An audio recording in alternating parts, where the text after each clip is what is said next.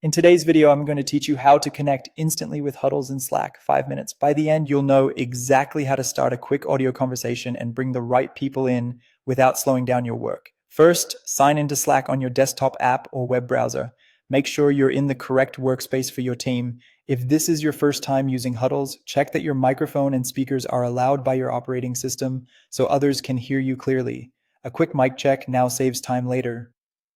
Next, open the specific channel or direct message where you want to connect.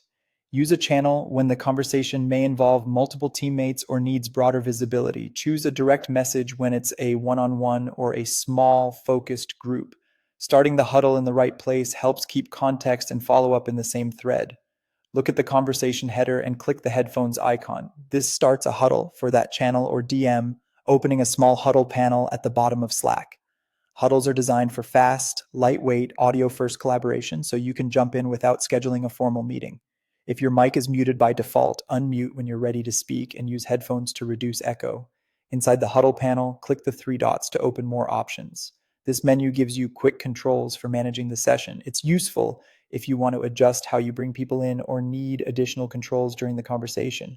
From that menu, choose the option to invite people. Here you can either add specific teammates directly or copy a shareable link. Inviting people by name sends a clear notification and is great when you know exactly who needs to join.